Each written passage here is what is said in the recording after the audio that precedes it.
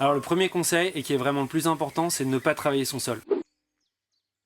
Ne pas labourer, ne pas mettre des coups de bêche, déjà c'est du travail inutile et en plus ça va casser la fertilité de votre sol, ça va détruire les champignons, détruire les bactéries et détruire les vers de terre qui eux vont permettre à vos légumes de bien pousser et de bien se nourrir. Alors le deuxième conseil, c'est de toujours couvrir son sol.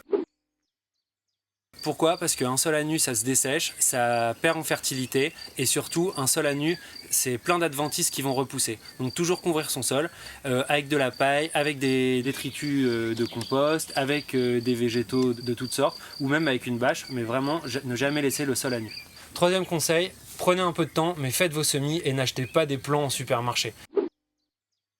Ça va vous permettre d'avoir des plants plus résistants, ça va vous permettre de travailler avec des semences de votre choix et de favoriser des semences paysannes et qui ne sont pas des variétés hybrides travaillées en labo et des variétés généralement qui ont beaucoup plus de goût que celles qu'on trouve dans le commerce.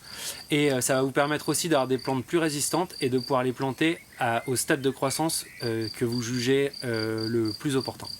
Quatrième conseil, ça va être de prendre son temps et d'observer.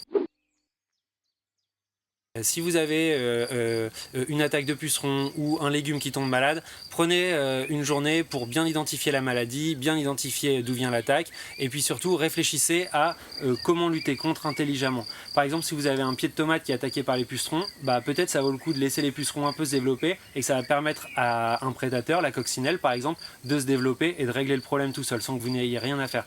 Pareil pour les maladies, attendez, regardez, peut-être qu'en coupant 2 feuilles vous pouvez stopper la maladie et sinon n'hésitez pas à vous renseigner, il y a plein de purins et de décoctions qu'on peut faire avec des plantes et qui sont des soins naturels contre les champignons et les bactéries. Cinquième conseil, c'est de faire des essais. N'hésitez pas, faites-vous plaisir, tentez des choses parce que ce qu'on lit dans les livres et tout ça, ça vient d'expériences qui sont faites par généralement des gens qui ont plusieurs saisons de maraîchage derrière eux, qui sont dans un environnement particulier, avec un sol particulier.